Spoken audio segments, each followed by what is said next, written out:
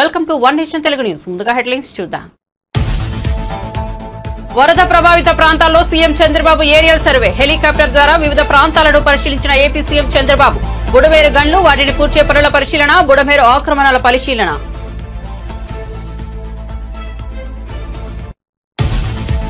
ఏపీని తెలంగాణలో ఒకేలా చూడండన్న కేంద్ర మంత్రి శివరాజ్ సింగ్ చౌహాన్ కు సీఎం రేవంత్ రెడ్డి విజ్ఞప్తి. తక్షణ సాయంతో పాటు శాశ్వత పునరుద్ధరణ పనులకు నిధులివ్వాలని విజ్ఞప్తి. ఏపీకి ఎలాంటి సాయం చేస్తారో తెలంగాణకు అలాగే సాయం చేయాలన్న సీఎం.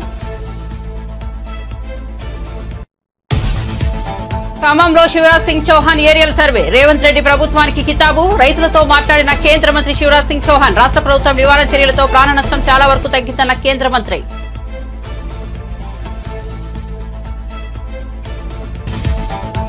ప్రతి సందర్భాన్ని రాజకీయం చేయడం వైసీపీ నేతలకు తగదన్న పురంధేశ్వరి. గత వైసీపీ ప్రభుత్వం బుడమేరు పనులను నిర్లక్ష్యం చేసిందని విమర్శ. వరద నష్టాన్ని కేంద్రం అంచనా వేసి సాయం అందిస్తుందని వ్యాఖ్య.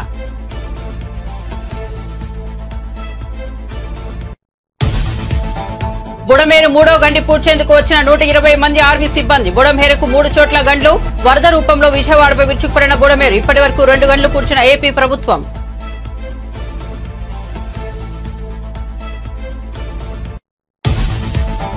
హైదరాబాద్ లో పలు ప్రాంతాల్లో భారీ వర్షం. రోడ్లపై నిలిచిపోయిన నీరు. నగరంలో పలు చోట్ల భారీ ట్రాఫిక్ జామ్. మియాపూర్, గచ్చిబౌలి, బంజారాహిల్స్, అమీర్పేట ప్రాంతాల్లో వర్షం.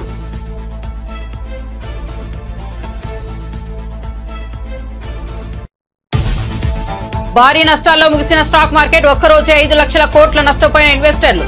1017 కోట్ల నష్టపోయిన సెన్సెక్స్. 292 పాయింట్లు క్షీణించిన నిఫ్టీ. ఫెడరేటు తగ్గింపు అంచనాల నేపథ్యంలో ఇన్వెస్టర్ల అప్రమత్తత.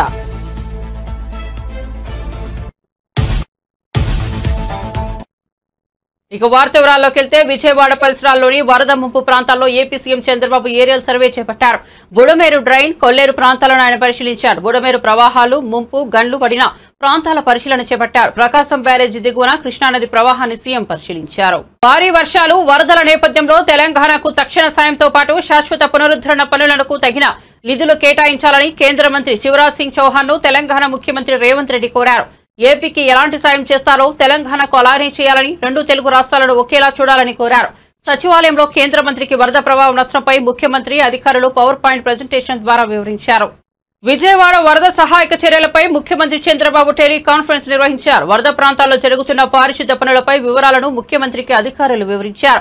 ఫైర్ ఇంజిన్లతో వరద ప్రాంతాల్లోని రోడ్లు, కాలనీలు, ఇళ్ల క్లీనింగ్ కార్యక్రమాన్ని వేగవంతం చేయాలని చంద్రబాబు అధికారులకు సూచించారు. వాహనాలు, ఇళ్లలో ఎలక్ట్రానిక్ వస్తువులు దెబ్బతిన్న నేపథ్యంలో ఇతర ప్రాంతాల నుంచి కూడా టెక్నీషియన్లను పిలిపించాలని చెప్పారు.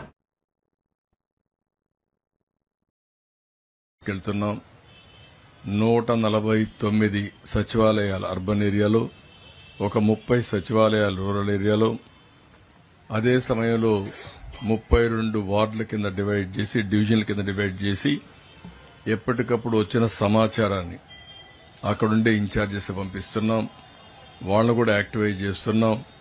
ఇంకా లాస్ట్ మైల్ రీచ్ కావడానికి ఏమేం చేయాలన్నా అవన్నీ చేస్తున్నాం. ఈరోజు మీరు చూస్తే శానిటేషన్ మొత్తం జరిగిందా లేదా అని అడిగితే దగ్గర 76.2% మా ప్రాంతంలో శానిటైజేషన్ బాగా జరిగిందని చెప్పే పరిస్థితికి వచ్చారు. ఇంకా మీ ప్రాంతంలో నీళ్లు ఉన్నాయని అడిగితే 68% నిన్నటి కంటే ఒక 5% తగ్గింది. ఇంకా నీళ్లున్నాయని చెప్పే పరిస్థితికి వచ్చారు. ఇంకొక పక్కన మెడికల్ క్యాంప్స్ రన్ అవుతున్నాయంటే 76% రన్ అవుతున్నాయని చెప్పారు. నిన్నటికంటే ఒక 6-7% పెరిగింది.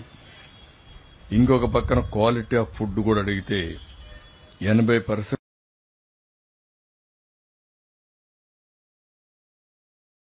క్వాలిటీ బాగుందని చెప్పే పరిస్థితికి వచ్చారు. ఎక్కడైనా క్వాలిటీ బాగాలేకపోతే ఆ కన్సర్న్ ఎవరైతే ప్రిపరేషన్ చేస్తారో వాళ్ళకి చెప్పడం, దాన్ని వీలైతే డిస్కంటిన్యూ చేయడం, లేకపోతే ఇంప్రూవ్ చేయడం, 2 కూడా సైమల్టేనియస్గా చేస్తున్నాం. ఈరోజు మీరు చూస్తే ఫుడ్ పాకెట్స్ అయితే 3,12,300 ఫుడ్ పాకెట్స్ ని డిస్ట్రిబ్యూట్ చేశాం. ఇంకొక పక్కన ఏదైతే water bottles 11,54,000 water bottles distribute చేశాం. 4,51,000 మిల్క్ డిస్ట్రిబ్యూట్ చేశాం. బిస్కెట్స్ అయితే 5,70,000 డిస్ట్రిబ్యూషన్ చేశాం. క్యాండిల్స్ కూడా ఎక్కడైతే కరెంట్ లేదో అక్కడ క్యాండిల్స్ ఒక 74,000 ఇచ్చాం. మ్యాక్స్ బాక్సెస్ కూడా ఒక 50,000 ఇచ్చాం. ఇది కాకుండా 224 ట్యాంకర్స్ పనిచేస్తున్నాయి. 400 ట్రిప్లు తిరిగాయి. ఒక 24 ట్యాంకర్స్ ఏదైతే శానిటేషన్ కూడా ఉపయోగిస్తున్నారు. వాటర్ కనెక్షన్స్ అన్నింటిలో 1,29,000లో 1,16,803 కనెక్షన్ ఇవ్వడం జరిగింది పైపుడ్ వాటర్.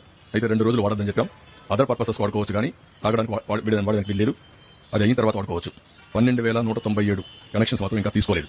దానికి కారణం అక్కడ ఉండే వాళ్ళ దగ్గర అపార్ట్మెంట్స్లో ఉంటారు, పంపులు ఉంటాయి, అవి తడిచిపోయి ఇబ్బందులు ఉన్నాయి. అవి రిపేర్ చేసుకున్న తర్వాత అది వాడుకునే అవకాశం వస్తుంది. శానిటేషన్ మొత్తం మీద చూస్తే అన్నిటికడ ఈ వర్క్ స్టార్ట్ అయింది. 7,100 మంది శానిటేషన్ వర్కర్స్ రాత్రి మగుళ్ళు పనిచేస్తున్నారు. 12,046 మెట్రిక్ టన్నులు సాలిడ్ వేస్ట్ ని డిస్పోజ్ చేశారు. రోడ్లు అయితే 458 కిలోమీటర్లు క్లీన్ చేశారు. అందులో 4,058 కిలోమీటర్లు ఉంటే 290 కిలోమీటర్లు క్లియర్ చేశారు. ఈరోజు ఫైర్ డిపార్ట్మెంట్ 110 ఫైర్ స్టేషన్స్ పనిచేస్తున్నాయి, ఇంజిన్స్ పనిచేస్తున్నాయి. 10,000 టార్గెట్ పెట్టుకున్నారు. సాయంత్రం 4:30కి 4,660 ఇండ్లు చేయగలిగారు. ఇప్పటికి 10,000 అయినాయి. రాత్రికి 15,000 అవుతాయని పాసిస్తున్నాం. ఇది కూడా వార్ ఫుటింగ్లో చేస్తున్నారు. కానీ ఇవన్నీ కూడా ఇల్లు చేయాలి కాబట్టి కొంత లాజిస్టిక్స్ ప్రాబ్లమ్స్ ఇవన్నీ వస్తున్నాయి. ఎంత వీలైనంత కంప్లీట్ చేస్తారు. ఇంకొక పక్కన 78 కిలోమీటర్ రోడ్స్ కూడా క్లియర్ చేశారు. ఎక్కడ శాండ్ ఉన్నా, డర్టీగా ఉన్నా అవన్నీ కూడా నీళ్లు పెట్టి క్లీన్ చేసే పరిస్థితికి వచ్చారు. ఎలక్ట్రిసిటీ మొత్తానికి ఇచ్చారు, కానీ 23,514 కనెక్షన్స్ ఇవ్వలేకపోతున్నారు. అక్కడ నీళ్లున్నాయి, షార్ట్ సర్క్యూట్ వస్తుంది. అదే సమయంలో ఒక్కోసారి ఇబ్బందులు వస్తాయనే ఉద్దేశంతో కరెంట్ షాక్లకి కోసం ఇవి ఎప్పుడైతే నీళ్లు. తెలంగాణ పీసీసీ అధ్యక్షుడిగా బొమ్మ మహేష్ కుమార్ గౌడ్ నియమితులయ్యారు. ఈ మేరకు ఏఐసీసీ ప్రధాన కార్యదర్శి కేసీ వేణుగోపాల్ ప్రకటనలో తెలిపారు. ముఖ్యమంత్రి రేవంత్ రెడ్డి పీసీసీ అధ్యక్ష పదవి కాలం గత జూలై 7వ తేదీతో ముగిసింది. దీంతో ఆయన స్థానంలో అధ్యక్ష పదవికి పలువురు సీనియర్ నేతలు పోటీ పడ్డారు. ప్రచార కమిటీ చైర్మన్ మధుయాష్కి గౌడ్, ప్రభుత్వ విప్ అడ్లూరి లక్ష్మణ్, మహబూబాద్ ఎంపీ బలరాం నాయక్ పోటీ పడ్డారు. అధిష్టానం మహేష్ కుమార్ గౌడ్ వైపు మొగ్గు చూపింది. గణపతిని పూజించి పర్యావరణాన్ని కాపాడుకుందామని కేంద్ర పౌర విమానయాన శాఖ మంత్రులు కింజరపు రామ్మోహన్ నాయుడు ప్రజలకు పిలుపునిచ్చారు. శుక్రవారం స్థానిక 7 రోడ్ల కూడలి వద్ద మట్టి గణపతి విగ్రహాల పంపిణీ కార్యక్రమంలో పౌర విమానయాన శాఖ మంత్రులు కింజరపు రామ్మోహన్ నాయుడు ముఖ్య అతిథిగా పాల్గొన్నారు. శ్రీకాకుళం శాసనసభ్యులు గొండు శంకర్ శ్రీకాకుళంలో 7 రోడ్ల కూడలి, మిల్లు జంక్షన్, పాత బస్టాండ్ వద్ద 30,000 మట్టి గణపతి విగ్రహాలు వినాయక పంపిణీ కార్యక్రమాన్ని చేపట్టారు. మట్టి గణపతి విగ్రహాలను ఉచితంగా ప్రజలకు పౌర విమాన శాఖ మంత్రులు కింజరపు రామ్మోహన్ నాయుడు చేతుల మీదుగా పంపిణీ చేశారు. ఈ సందర్భంగా కేంద్ర మంత్రి మాట్లాడుతూ పర్యావరణాన్ని కాపాడేందుకు మట్టితో తయారు చేసిన గణపతిని పూజించాలన్నారు. మట్టి గణపతితో వినాయక చవితి విశిష్టతను పెంచేలా మనమందరం సమిష్టిగా కృషి చేయాలని, సహజ రంగులతో తయారు చేసిన మట్టి వినాయకుని విగ్రహాలను పూజించాలన్నారు.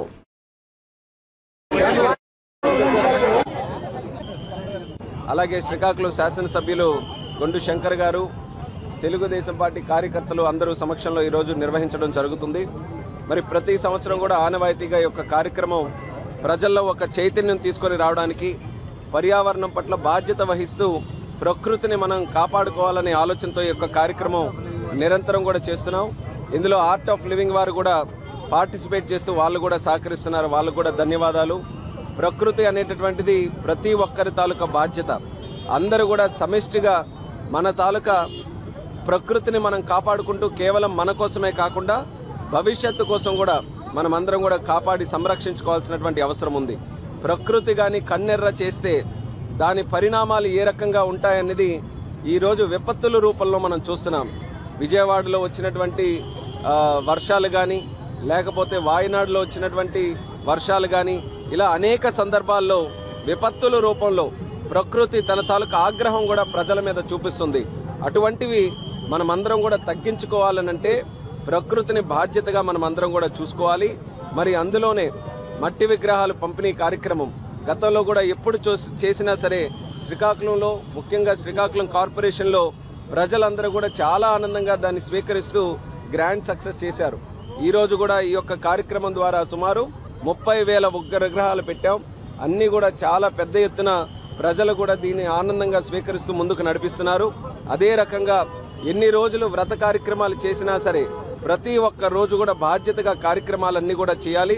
ప్రభుత్వం తరపున తీసుకోవాల్సినటువంటి చర్యలన్నీ కూడా తీసుకుంటున్నాం. ఇప్పుడే కలెక్టర్ గారితో కూడా చర్చించాం.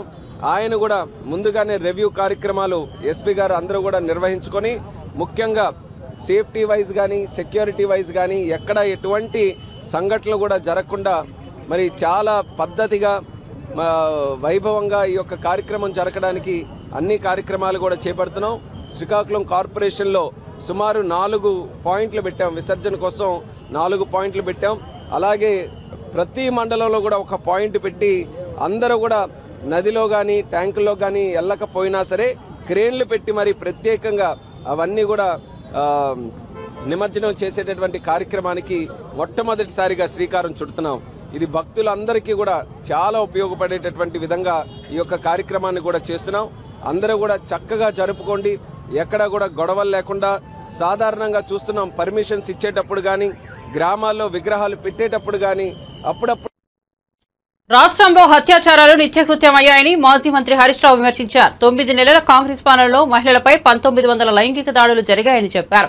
ముఖ్యమంత్రి వద్దే హోంశాఖ ఉన్నప్పటికీ ప్రతిరోజు 2 హత్యలు, 4 మానభంగాలున్నట్లుగా పరిస్థితి తయారైందని ఆగ్రహం వ్యక్తం చేశారు. హరీష్ రావు నేతృత్వంలోని తలసాని శ్రీనివాస్ యాదవ్, సవితా ఇంద్రారెడ్డి, సునీత లక్ష్మారెడ్డి, ఎమ్మెల్యే కోభాలక్ష్మి, ముఠా గోపాల్తో కూడిన బీఆర్ఎస్ ఎమ్మెల్యే బృందం హైదరాబాద్ గాంధీ దవాఖానాలో చికిత్స పొందుతున్న ఆదివాసీ మహిళను పరామర్శించింది. అనంతరం హరీష్ రావు మాట్లాడుతూ కాంగ్రెస్ పాలనలో మహిళలకు భద్రత కరువైందన్నారు. బాధితురాలికి 10 లక్షల పరిహారం ఇవ్వాలని డిమాండ్ చేశారు. బీఆర్ఎస్ హయాంలో మహిళల రక్షణకు షీ టీమ్స్ ఏర్పాటు చేశామన్నారు. ఆ రోజు 10 ఏళ్ల కేసీఆర్ గారి హయాంలో ఎక్కడా మత కలహాలు జరిగేది కావు.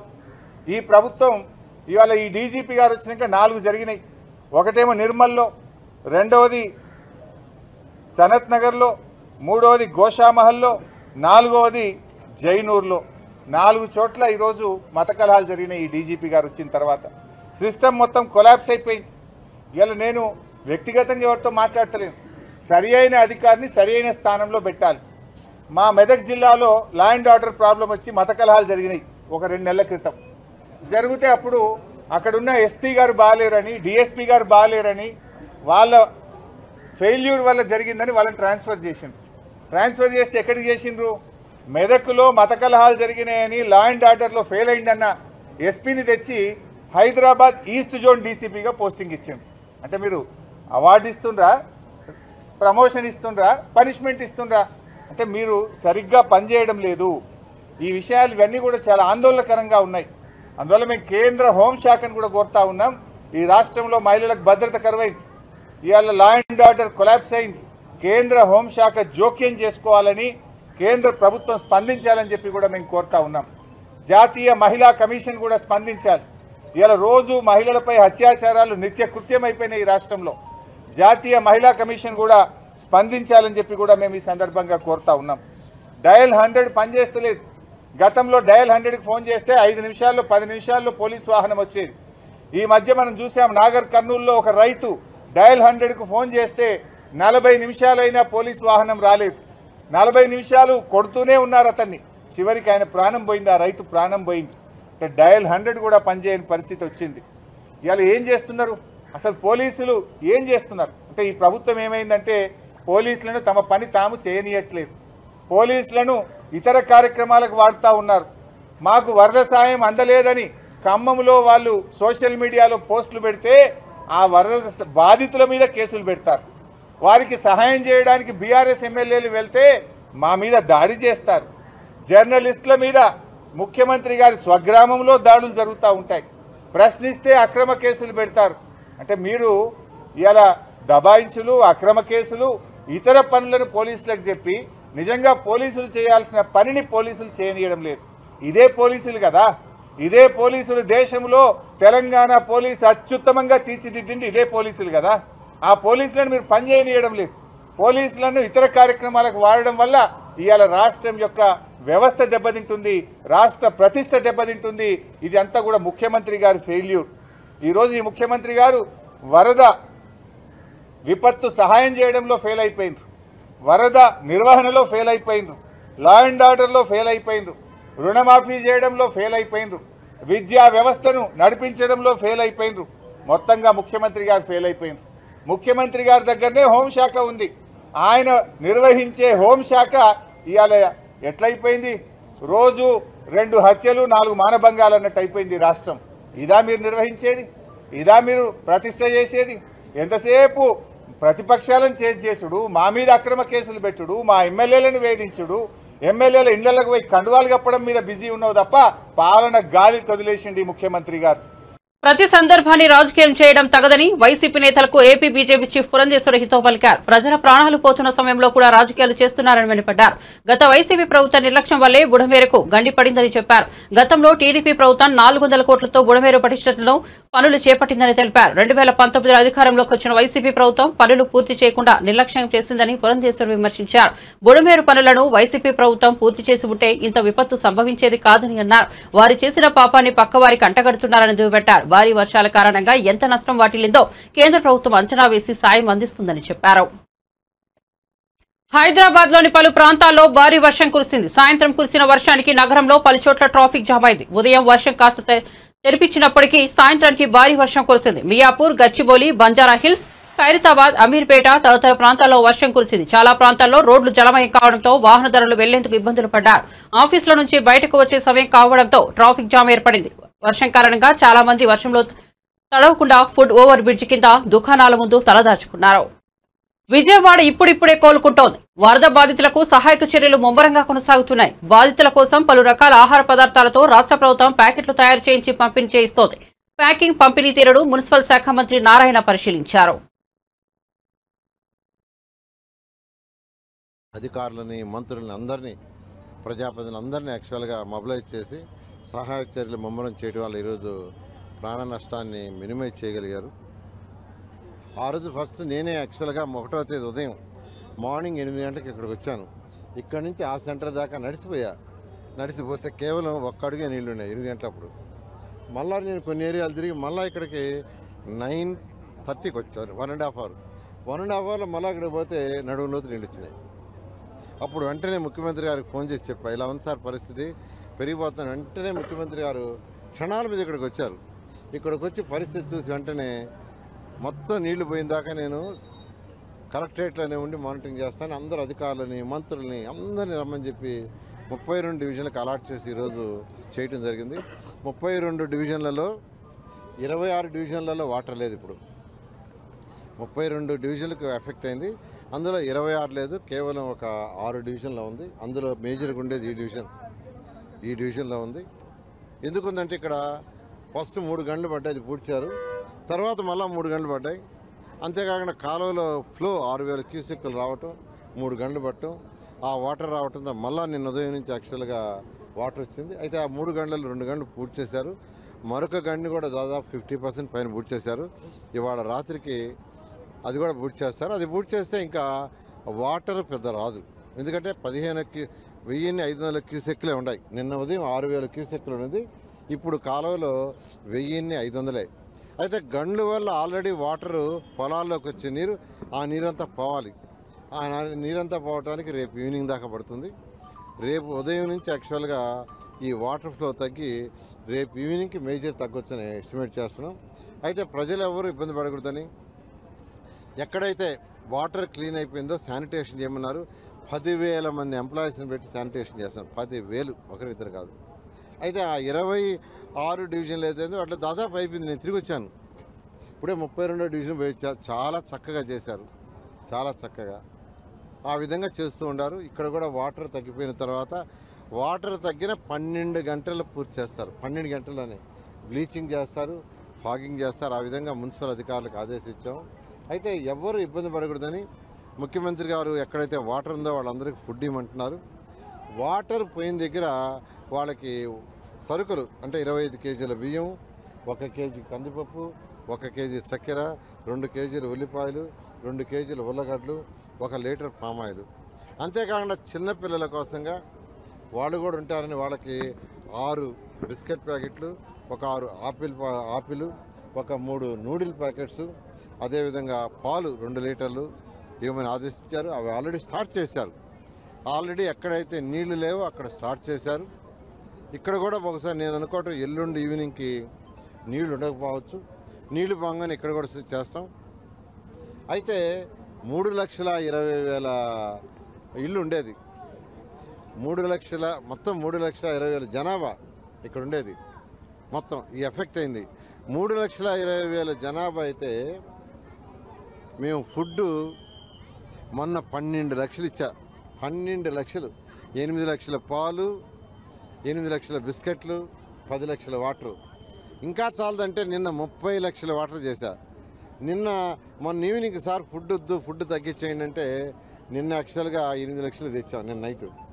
ఇవాళ మార్నింగ్ అయితే వద్దు అంటే 3 లక్షలు, ఎందుకంటే పంపించిన ఫుడ్ అంతా వెనక్కి వచ్చింది. 3 లక్షలు చేసాం. అయితే ఇప్పుడు ఇలా నీళ్ళు వచ్చినందువల్ల కొన్ని ప్రాంతాల నుంచి మాకు ఒక 200 ప్యాకెట్లు కావాలా, 300 ప్యాకెట్లు కావాలన్నారు. ఇప్పుడే కలెక్టర్ చెప్పాం, ఇవాళ నైట్ మరొక 1 లక్ష పెంచండి ఇవాళ రేపు అని చెప్పాం.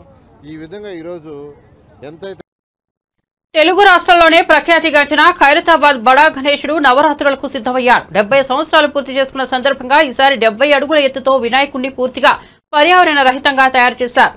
సప్తముఖ శక్తి వినాయకుడిగా భక్తులకు చవితి రోజున దర్శనమివ్వబోతున్నారు.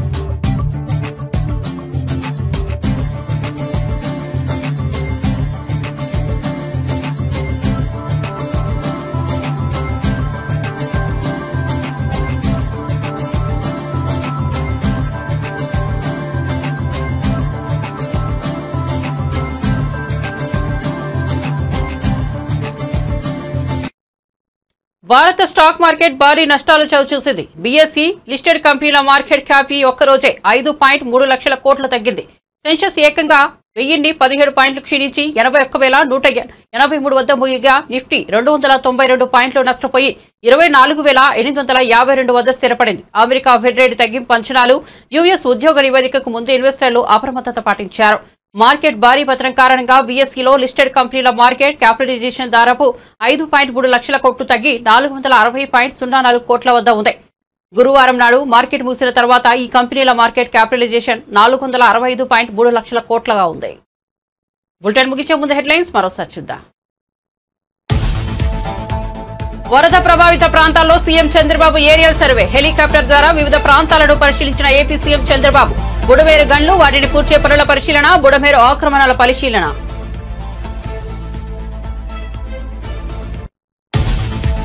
ఏపీని తెలంగాణలో ఒకేలా చూడండన్న కేంద్ర మంత్రి శివరాజ్ సింగ్ చౌహాన్ కు సీఎం రేవంత్ రెడ్డి విజ్ఞప్తి. తక్షణ సాయంతో పాటు శాశ్వత పునరుద్ధరణ పనులకు నిధులివ్వాలని విజ్ఞప్తి. ఏపీకి ఎలాంటి సాయం చేస్తారో తెలంగాణకు అలాగే సాయం చేయాలన్న సీఎం. ఖమ్మంలో శివరాజ్ సింగ్ చౌహాన్ ఏరియల్ సర్వే, రేవంత్ రెడ్డి ప్రభుత్వానికి కితాబు. రైతులతో మాట్లాడిన కేంద్ర మంత్రి శివరాజ్ సింగ్ చౌహాన్. రాష్ట్ర ప్రభుత్వం నివారణ చర్యలతో ప్రాణ నష్టం చాలా వరకు తగ్గిందన్న కేంద్ర మంత్రి.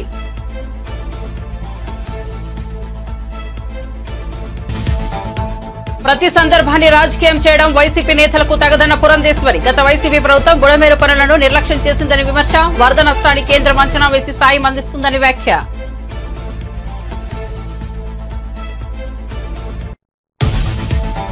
బుడమేరు మూడో గండి పూడ్చేందుకు వచ్చిన 120 మంది ఆర్మీ సిబ్బంది. బుడమేరుకు 3 చోట్ల గండ్లు. వరద రూపంలో విజయవాడపై విరుచుకుపడిన బుడమేరు. ఇప్పటి వరకు 2 గంటలు పూడ్చిన ఏపీ ప్రభుత్వం.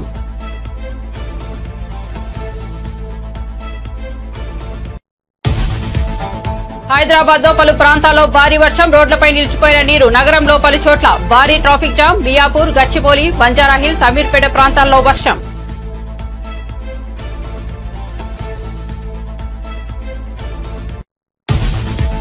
భారీ నష్టాల్లో ముగిసిన స్టాక్ మార్కెట్. ఒక్కరోజే 5 లక్షల కోట్ల నష్టపోయిన ఇన్వెస్టర్లు.